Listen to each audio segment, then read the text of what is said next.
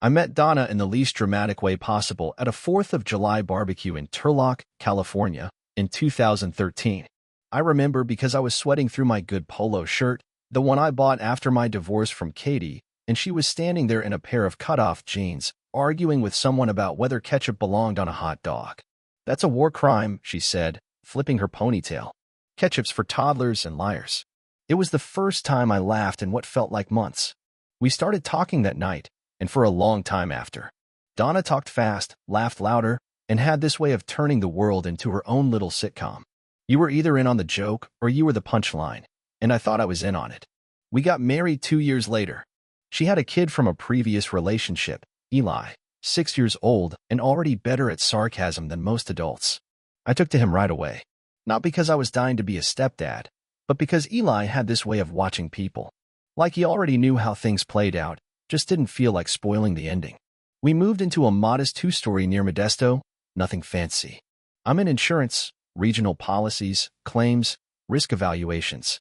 Nothing that lights a fire at parties. Donna worked in social media marketing, mostly from home, mostly rolling her eyes at her clients.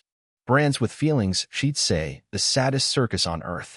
At first, things were solid. I wouldn't call it storybook, but we had rhythm. Coffee in the morning, arguments about thermostat settings, movie nights where she picked horror and I pretended not to hate it.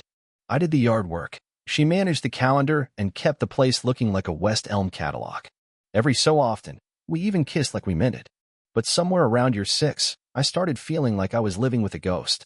Not the spooky kind, more like the kind that moves things when you're not looking, then tells you it's always been that way. It started small. Donna would laugh at jokes I didn't hear. She'd get these texts that made her smile, then immediately flip her phone over. Not suspiciously, more like instinctively, like someone who's already lied so many times it's just part of the choreography. We stopped touching. That's the part nobody tells you. It's not the yelling or the silence, it's the way your hand grazes hers on the couch and she doesn't even flinch. Like you've become a piece of furniture she tolerates. Like you're nothing new. And Eli, well, he didn't say much. By then he was 16, headphones glued to his ears, hoodie up even in the summer. I couldn't tell if he was retreating or observing, but he looked at me different. Less like a stepdad, more like a substitute teacher who'd overstayed his welcome.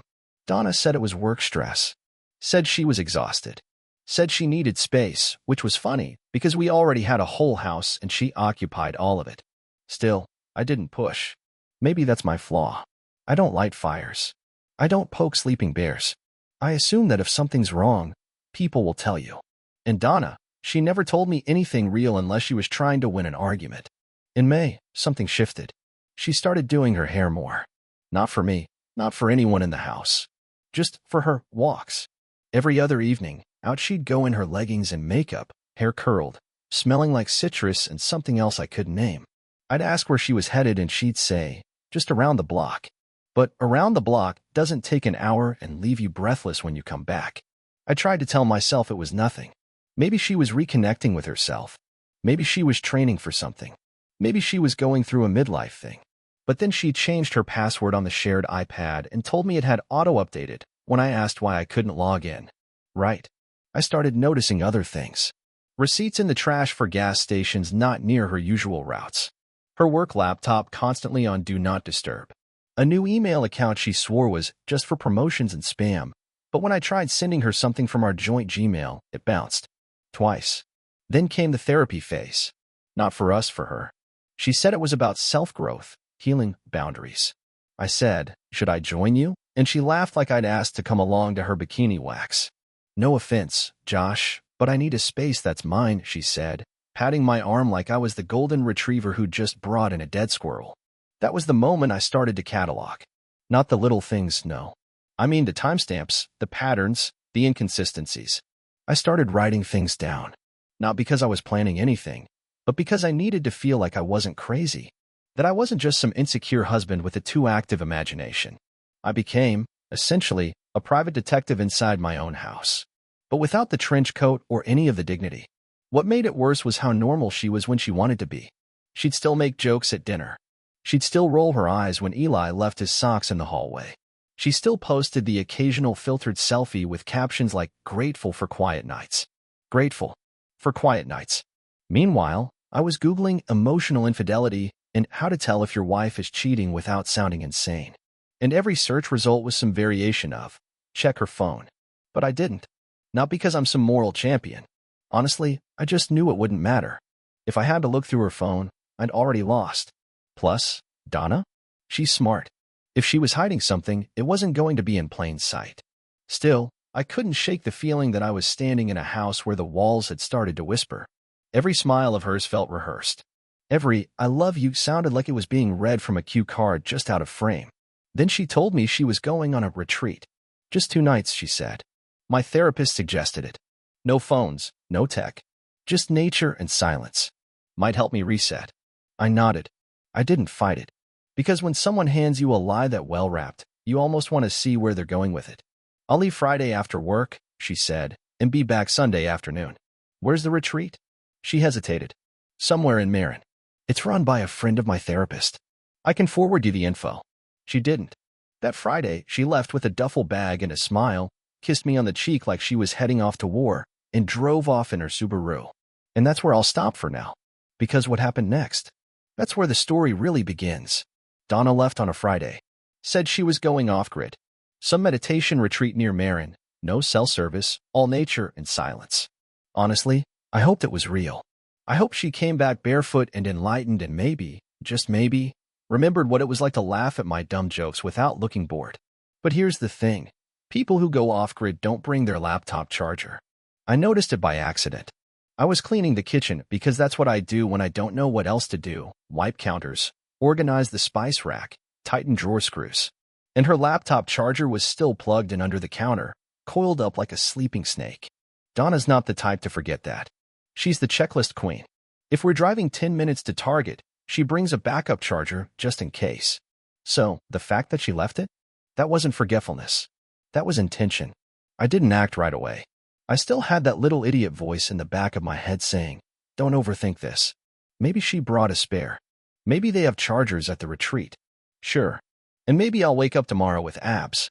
But the shift didn't happen until Saturday night, when Eli knocked on my office door. Hey, he said, hovering like he wasn't sure if he was allowed in. You busy? I closed my insurance dashboard. What's up? He stepped in, looked uncomfortable, and sat on the edge of the guest chair, bouncing his knee like he was waiting to get called into the principal's office. Is Mom coming back tomorrow? He asked. That's what she said. He nodded, then looked down at his hands. Did she say where the retreat was? I paused. Why? She texted me last night, he said. Asked if I could water her plants. I said yeah, and asked how it was going. She said, great, long day, and sent a selfie. I blinked. She what? He pulled out his phone. There it was. A selfie. Donna's face lit by soft lamplight, with a bookshelf behind her and what looked like a plate of food just out of frame. Nothing fancy, just enough to look casual. Natural. Except Donna hadn't taken a selfie like that in months. She said it was just a check-in, Eli added, watching me. But I don't know. Doesn't look like a retreat, does it? No, it didn't. That was a house. I studied the photo like a detective who'd just been handed a blurry security cam still. The books behind her weren't ours, but the chair she sat in looked familiar, leather, slightly worn, with a particular bend in the armrest. Then it hit me. 2 weeks ago, Donna helped her coworker John move. She made a big deal about how disorganized he was, how he owned 50 copies of The Alchemist and a chair that smells like regret. She even showed me a picture of the chair and said, I swear, Josh, I had to Febreze this thing 3 times. That was the chair. So much for off-grid. I didn't say anything to Eli. Just handed the phone back and said, thanks, but she'll probably be back late. He nodded slowly, like he didn't quite buy it but didn't want to push. He left, and I sat there for a while, listening to the house tick. I could have confronted her right then. Sent a text. Called her bluff. But I didn't. Because the one thing I knew about Donna, the one thing that made her different from anyone I'd ever known, was this. She was brilliant at lying to your face but sloppy with the details. So, I started digging. Not in her phone. Not in her email. Not in the cliché stuff. I went in the utility drawer, our version of a junk drawer, and found the old tablet. The one we bought 3 Christmases ago for road trips and bedtime Netflix. She hadn't used it in over a year, probably forgot it even existed. It still had her Gmail auto-logged in. Boom. Now before you roll your eyes and say, So it's the phone trope after all. Let me stop you. It wasn't her phone. It wasn't even the tablet that gave her away. It was her Google Maps timeline. That feature most people forget even exists. Yeah, it's basically the diary of your car's life. Timestamps, locations, exact routes. I clicked on Friday. She didn't go to Marin. She went east, past Stockton, into Lodi. She stopped for gas, then spent the night at a residential address that belonged to, well, that's where it got interesting. I did a quick search of the address. It belonged to Nathan Foster. I didn't know the name, but I knew the face. Nathan was in Donna's running club, a group that met on Tuesdays, and whose existence I had quietly questioned ever since I realized none of the runners ever seemed to post about races or wear actual running shoes. Donna had mentioned him once or twice. Nathan's the only one who can keep up with me, she'd said once, laughing. He used to be in the military, so he's all intense about pace. Guess the pace training went real well. I didn't feel rage. Not at first. What I felt was cold, surgical clarity. The kind that says, oh, this is real now. This wasn't emotional infidelity. This was gaslighting with a GPS trail. The next morning, I drove to Lodi. Not to confront them. I wasn't going to crash into their little bubble and throw a tantrum in the front yard. No. I went to see the house. To see if her car was there. To see if I was still sane. And yep, there it was. Her Subaru, parked neatly in the driveway of a beige one-story with rose bushes out front and a "We believe in science and kindness" sign in the yard. Nathan's house. I didn't stop. Just drove past, slow enough to see movement behind the curtains. So that was that. She came home Sunday afternoon like nothing had happened. Walked through the door with a reusable tote bag and that fake exhausted look people do when they want you to ask about their life-changing experience. Hey, she said, setting her bag down. I missed you. I smiled. That's when I knew she was toast. Because I wasn't just going to confront her. I was going to dismantle the story from the inside. Brick by brick. She lied to me, sure. But the worst part? She thought I was stupid enough not to notice. And that? That was her real mistake. By Monday, everything about Donna was suddenly pleasant. Overly so. Morning coffee waiting for me on the counter, not burned for once. She asked me how I slept. She laughed at a joke I made about the neighbor's Christmas lights still being up in May. That kind of manufactured warmth that feels like being hugged by a salesperson. I played along. I told her she looked good. I kissed her forehead before leaving for work. I asked if she wanted to go out Friday, just the two of us. You sure? She asked, tilting her head in a way I recognized from years of marriage counseling brochures. I know things have been kind of out of sync. We're due, I said. And we were. Just not for a date. That whole week, I didn't bring up the retreat, or Nathan, or anything that might suggest I'd seen through her paper-thin script. Instead, I made myself her mirror.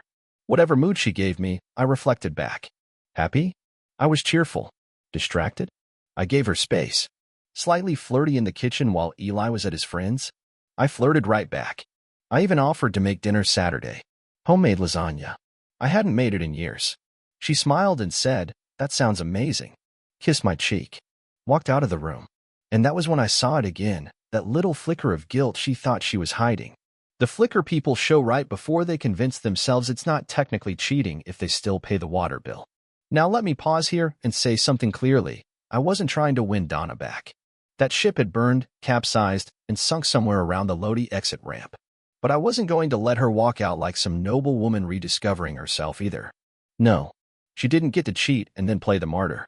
If I was going to be the villain in her version of the story, and I could feel it coming, I was going to earn it. So I waited. I knew she'd eventually come clean, but not for the right reasons. Donna didn't confess out of guilt. She confessed when she thought the confession gave her leverage. Thursday night, around 10:30, it came. I was in the garage pretending to organize the tool shelf when she came in with that carefully measured tone, like a customer service rep about to cancel your cable. "Josh," she said, leaning against the doorframe, "can we talk?"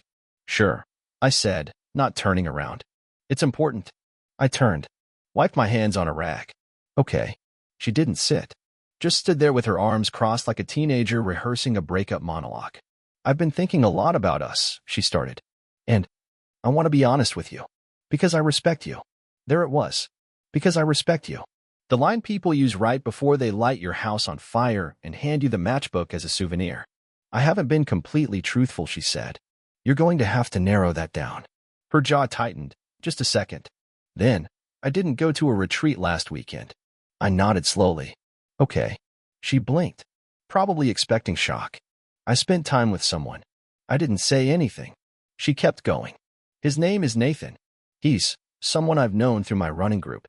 We've gotten close over the last few months. And by close, you mean? She didn't answer right away. Then, we've been seeing each other.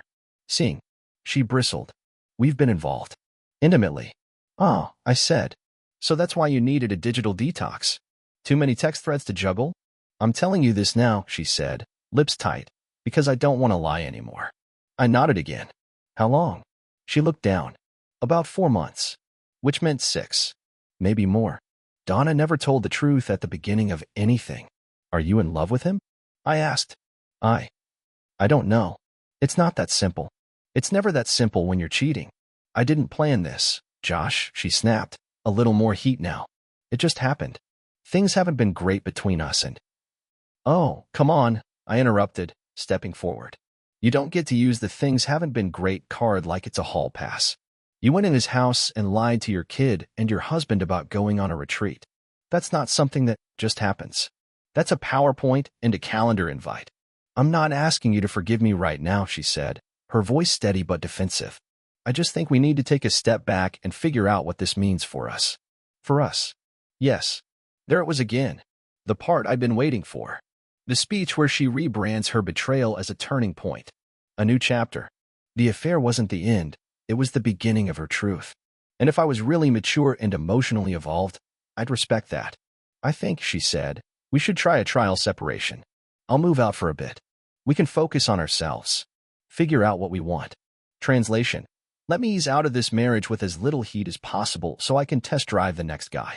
I just smiled. That's very reasonable of you. She blinked. You're taking this well. I'm a reasonable guy. Well, I'm glad, she said, backing up slightly. I was worried this would get ugly. It won't, I said. Not yet. She furrowed her brow. What's that mean? I mean, I've got lasagna to make this weekend.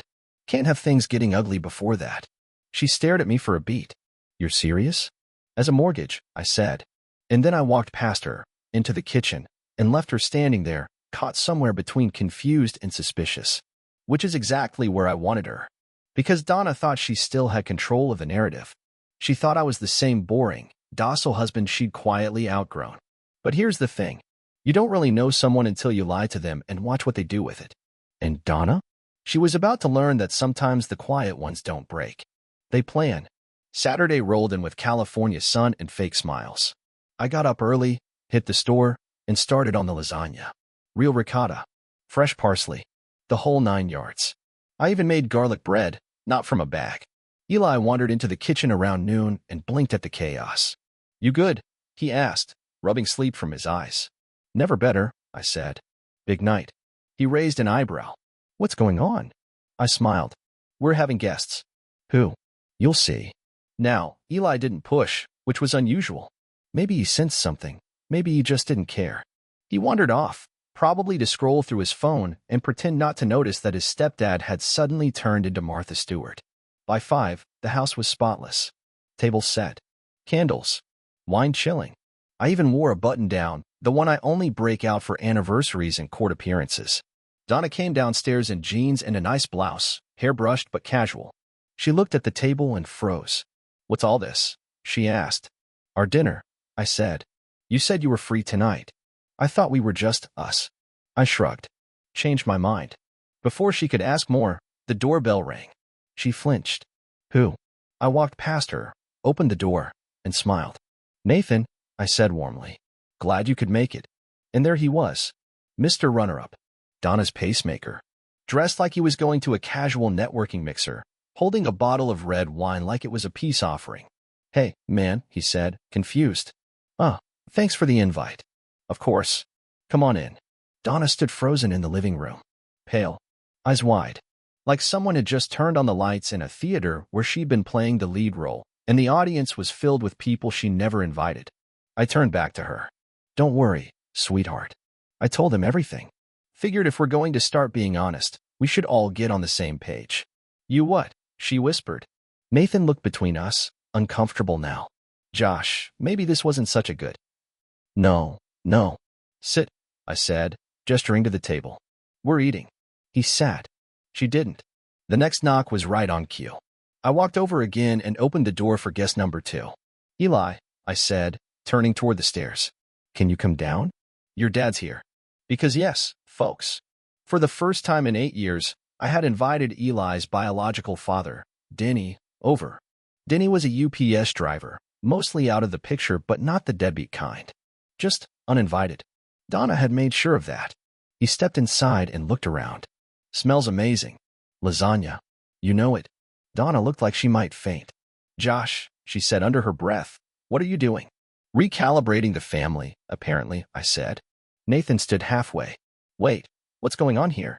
Eli came downstairs in basketball shorts and a hoodie, saw Denny, and froze.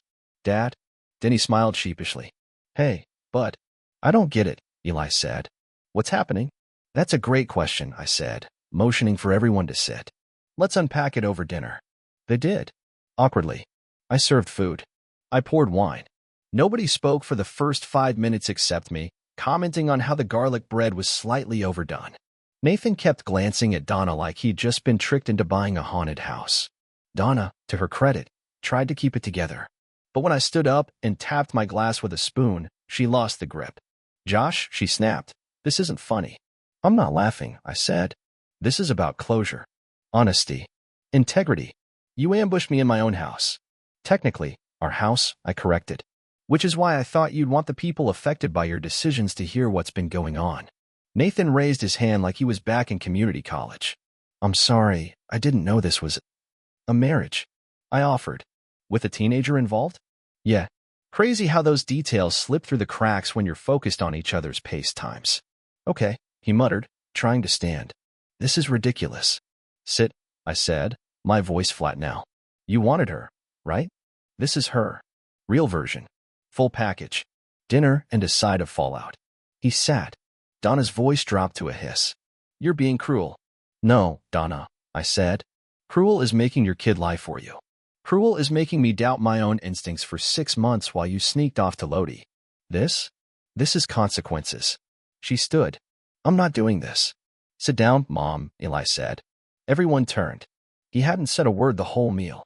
But now, his voice had this even tone. Firm. Dead calm. I'm not stupid, he said. I saw your texts.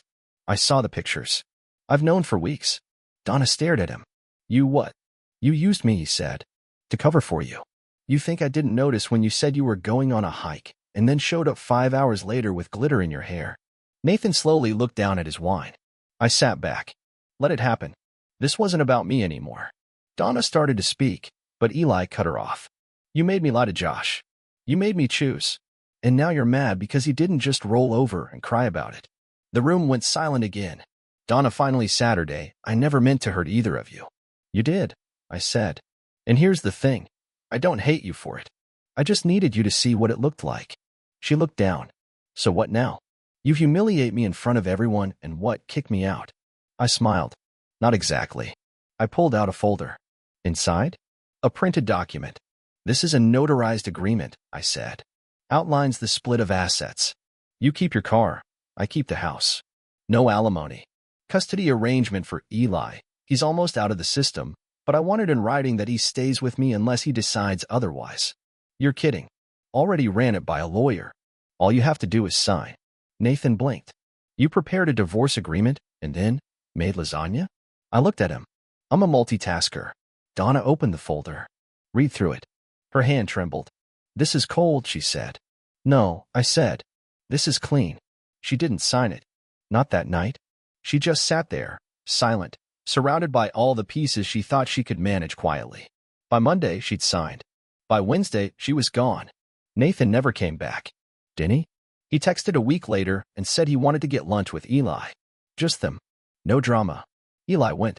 As for me, I ordered another lasagna. This time from a place that didn't ask questions. Because sometimes revenge isn't about fire.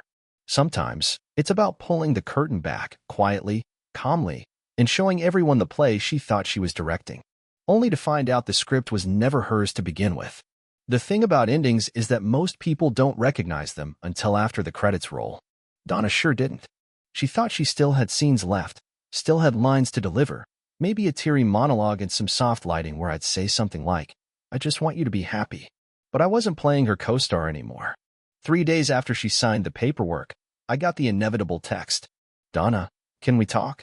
I waited 2 hours before replying. Not because I was busy. I just figured silence would make her more honest when she finally got the chance to speak. It did.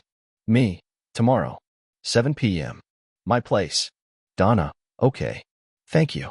She showed up right on time, like she always did when she wanted something.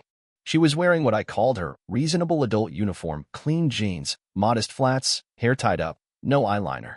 Donna always downplayed her appearance when she was playing the victim. Like sadness could be accessorized. I was at the dining table, a pile of paperwork in front of me, bills, insurance adjustments, Eli's upcoming graduation packet. She stood in the doorway, hesitating. "You want to sit or make it quick?" I asked, not looking up. "I'll sit." I didn't offer her anything. Not water, not coffee, not nostalgia. She folded her hands on the table. "Thank you for agreeing to see me." I looked at her. "We have a kid together. I'm not a ghost. What do you want?" She swallowed hard. "First, I just want to say I'm sorry." I raised an eyebrow. "That it happened? Or that you got caught?" She blinked. "I guess both." I nodded. "At least you're consistent." She bit her lip. Waited. I gave her nothing. "I didn't expect you to react the way you did," she said finally. "With the dinner. With everything." "You mean calmly?" "No. Cleverly." Now I smiled. "That's the thing, Donna. You never thought I was clever. You thought I was convenient." She flinched. I let that hang in the air for a bit. "I thought you'd yell," she admitted. "Or cry. Or storm out. I thought maybe you'd fight for me." I laughed, short and sharp. "Fight for what?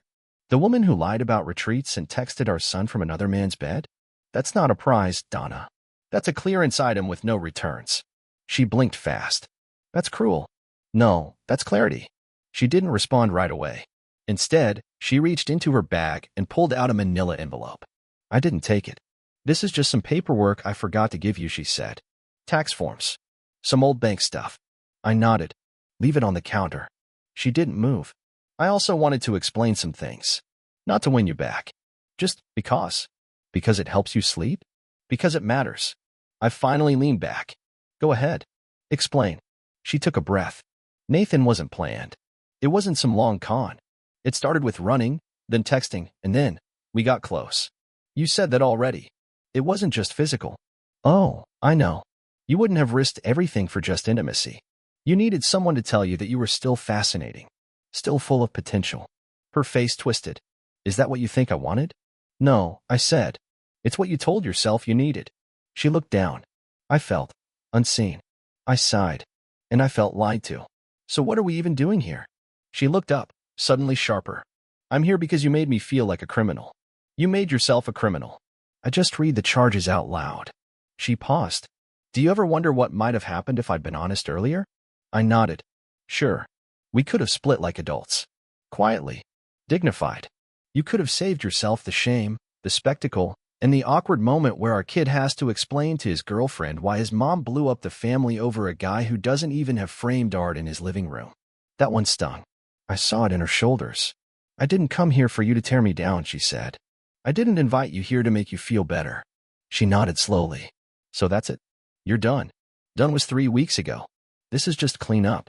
She sat back, eyes glossy but no tears yet. Donna never cried until she was absolutely certain it would change something. "You were a good husband," she said quietly. I almost laughed. "You sound surprised." "I mean it. I got bored. I didn't know why. I blamed you. But now I think I just didn't like who I was becoming." "Then maybe talk to your therapist instead of the guy you cheated on." She stiffened. "I'm not proud of what I did. But you're still trying to make it noble." Her voice cracked then. "Just a little.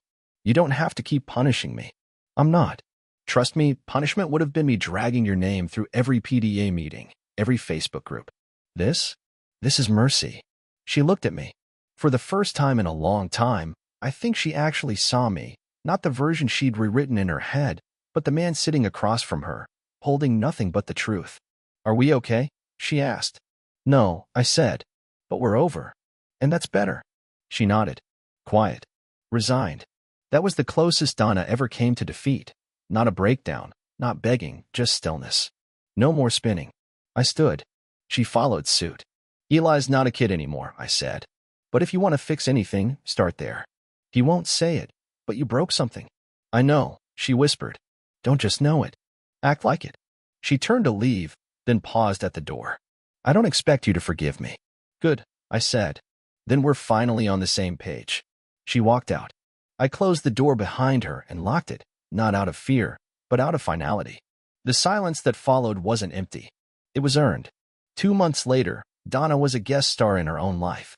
She'd moved into a one-bedroom rental over by the train tracks, just close enough to downtown Modesto to pretend it was charming, just far enough from any real friends to avoid explaining why her car was parked outside a man's house she used to introduce as just someone in the running club. Nathan lasted about 6 weeks after the dinner. Eli told me casually, over burgers one night, that Donna and Nathan aren't talking anymore, which I translated to. Nathan ran the numbers on dating a woman who blew up her family for him and realized he didn't want to be character development in her redemption arc. He was never in it for the long haul. He was a good-time runner, the kind who disappears when the trail gets steep. Donna? She tried to patch things. With Eli, at least. She invited him over once a week, made casseroles, bought his favorite snacks, even found his old Lego set from storage and put it out like he was 6 again. He went. Polite, careful. But when he got home, he said nothing. Just sat on the couch scrolling his phone, occasionally glancing at me like he expected me to ask how it went. I didn't. You learn, after betrayal, that some conversations don't belong to you anymore. My life got quieter. And better. The funny part? I never realized how much noise Donna created until it was gone. Every moment with her had a low hum, expectation, tension, that itch of walking on carpet that hides broken glass. Without it, the house felt still. Not empty. Just normal. I repainted the living room, swapped the furniture around, took down the old photos, kept a few with Eli, but the rest went into a box I shoved into the attic and didn't label. Some nights, I go out to the garage and sit. No music, no phone, just the sound of nothing. And I breathe. The kind of breathing you don't even realize you've been holding back for years. Friends started checking in more. Some of them confessed they'd always suspected something was off about Donna, which is helpful in the way that telling someone their haircut looked bad after the pictures went up online is helpful. But I didn't need validation. I had the truth. One Tuesday, I got a letter in the mail. Handwritten. No return address, but I recognized the handwriting. Slanted. Clean. Controlled. Inside. Josh, I've started seeing a therapist. Not because I want to be forgiven, but because I finally understand what I destroyed. You were never the problem. I was searching for something outside of myself and blamed you when I couldn't find it. I'll never be able to fix what I broke. But I hope someday you find peace that doesn't involve remembering me. Donna. I read it once. Then I folded it back up and tossed it in the drawer next to expired coupons and spare keys. It wasn't that the words didn't matter. They did. But I wasn't about to frame them. Apologies are like receipts. Good to have. Useless once the return window's closed. Weeks passed. The school year wrapped up. Eli graduated on a warm June evening in a football stadium packed with folding chairs and proud parents pretending not to cry. Donna sat on the opposite end of the bleachers. She waved when she saw us. I nodded back. She didn't come over after. Just stood by her car, watching from a distance. Eli didn't mention her. Didn't need to. Later that night, as we sat on the patio eating leftover cupcakes from the ceremony, he looked up from his phone. You're doing okay, he said. Yeah. I mean, I don't think I've seen you this calm in years. Peace looks boring until you've lived without it, I said. He nodded. I get that now. We didn't talk about Donna again. We didn't have to. He'd made his choice, not out of loyalty, not out of revenge. Just clarity. The same way I had. Months later, I ran into her at the grocery store. She looked different. Not bad. Just subdued. Hair pulled back. Plain clothes. She didn't have that aura she used to carry. The one that made you feel like she was performing her life for an audience only she could see. We both reached for the same bag of spinach. She froze. I let her take it. Hey, she said, awkwardly. Hey, have you been? I nodded. Good. You. She gave a tight smile. Learning. Good. We stood there a second too long. Then she said, I meant what I wrote. I know. I'm glad you're doing well. I looked her in the eye. I was always going to. That wasn't arrogance. That was fact. She nodded, stepped aside, and walked off. No drama. No long stare. Just a woman who finally realized she wasn't the main character in someone else's story anymore. And me? I pushed the cart forward and grabbed a different bag of spinach. Because sometimes closure doesn't come with fireworks or tearful goodbyes. Sometimes it's just two people at the end of a bad movie, both finally walking out of the theater and realizing the credits were never going to say anything new. Subscribe to the channel